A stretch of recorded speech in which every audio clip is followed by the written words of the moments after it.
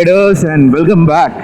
कैसे हैं आप सब लोग? वेल, आशा करता हूँ सब बहुत अच्छे होंगे, सेफ होंगे, सब अपने घर पे होंगे। एंड आज मैं बात करने वाला हूँ बहुत एक नए इंटरेस्टिंग टॉपिक के बारे में। बट उसके पहले मैं बता दूँ यार, मुंबई का वेदर बहुत सही है आज। मतलब पिछले 2 दिन से तो बारिश हो रही थी, बट आज फिर भी थोड़े आसमान खुले हैं एंड इट्स क्वाइट गुड। मतलब मई के महीने में अगर बारिश होती है, अब 2 दिन बारिश हुई तो ऑब्वियसली बात है गर्मी तो बढ़ेगी। बट एनीवेज, चलिए आते हैं हमारे टॉपिक के ऊपर। सो आपको पता ही है कि भाई आपका भाई आता है तो फिर एक कोई इंटरेस्टिंग टॉपिक के ऊपर या कोई नई टॉपिक के ऊपर आपके लिए वीडियो ज़रूर लेके आएगा।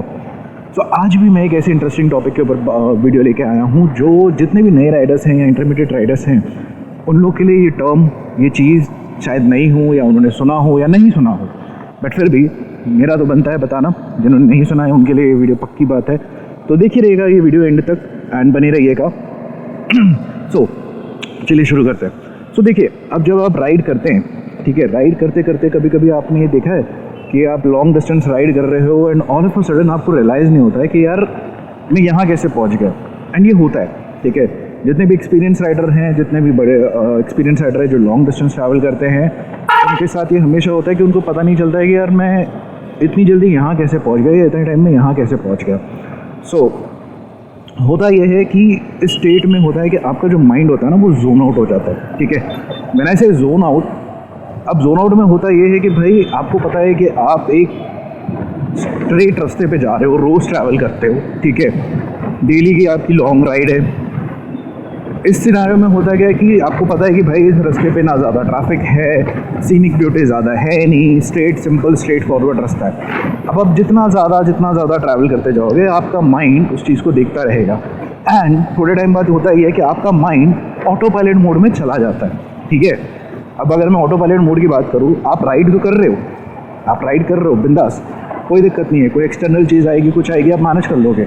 बट देन बात यह होती है कि आपका जो माइंड है वो उस तरफ उस वक्त वहाँ पे होता नहीं है आपके साथ। अनटिल अनलेस कोई पीछे से आके आपको कार वाला हॉन्क करे या कोई गाड़ी वाला आके आपको पै करे, तब तक आपको पता नहीं चलता है।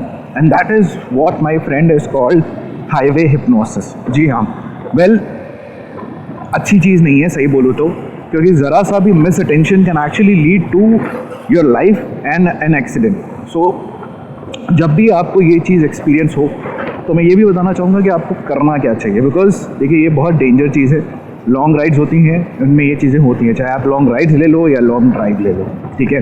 अब आपको करना क्या चाहिए अगर आप इस स्टेट पे आ जाते हो बाय एनी चांस। सो सबसे पहले ये होता है कि भाई अगर आपकी राइड है तो आप एवरी 90 to 120 मिनट्स जो है ना, स्टार्ट टेकिंग अ ब्रेक। जी हाँ, आप रुको, बाइक रोको एक जगह, उसके बाद एक 5 मिनट का वॉक करो। बिकॉज होता क्या है कि जब आप सेम रूट पे ट्रैवल कर रहे होते हो, आपका माइंड जो है वो स्टिमुलेट नहीं होता, वो अंडर स्टिमुलेट होता है, ठीक है। उसको पता है भाई मेरा रोज़ का रूटीन है। बट क्योंकि आप एक जगह रुकोगे, ब्रेक लोगे, थोड़ा सा वॉक करोगे, थोड़ा सा ब्रेन आपका एक्टिव होगा। So try and do this whenever you are going on for a long ride.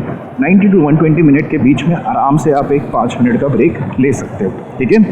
Second is keep hydrate your self. जी हाँ, लॉन्ग राइड्स में होता ये है कि आप एक्चुअली अपने आप को पुश करते हो कि चलो ठीक है थोड़ा और आगे चले जाते हैं, थोड़ा और आगे चले जाते हैं। But that is one of a common mistake, वो नहीं करना चाहिए। कीप हाइड्रेटिंग योर सेल्फ, अपने साथ पानी का बॉटल रखो, या आजकल तो लॉन्ग राइड्स में जब आप जैकेट में जाते हो तो ऑब्वियसली द वाटर टैंकर या द सिपर कम्स थ्रू, तो आप वो इस्तेमाल कर सकते हो when you going out for a long ride. Now the third most important thing is अपना सिटिंग पोजीशन। ऑब्वियसली बात है, जब आप राइड कर रहे हो ट्राई करते रहो कि थोड़ा सा उसको चेंज करते रहो, थोड़ा सा एक्टिव रहो। और एल्स अगर आप एक ही पोजीशन पे रहोगे, बॉडी स्टिफ, माइंड स्टिफ, चलते रहोगे सीधा मशीन की तरह, that will not solve your purpose. Now the last important thing जो मैं ट्राई करता हूँ या जो मुझे सही लगती है वो ये लगती है कि जब भी आप किसी लॉन्ग राइड पे रहते हो तो आप प्लीज़ थोड़ा सा कोई एंगेजिंग पॉडकास्ट सुन लो, या फिर कोई एंगेजिंग क्या बोलते हैं म्यूज़िक वगैरह जो है आप वो सुन लो। आप ये सारी चीज़ें कर सकते हो, ठीक है। बट हाँ, again music and podcast simple thing है, वॉल्यूम ज़्यादा नहीं होना चाहिए, इतना होना चाहिए कि आपको बाहर की चीज़ें सुनाई दे रही है, आपको पता चल रहा है कि पीछे हो क्या रहा है या पीछे से आ क्या रहा है। सो ये कुछ चीज़ें हैं, अगर आप अपने लिए और अपने ध्यान में रखेंगे तो आप हाईवे हिप्नोसिस से बच सकते हैं।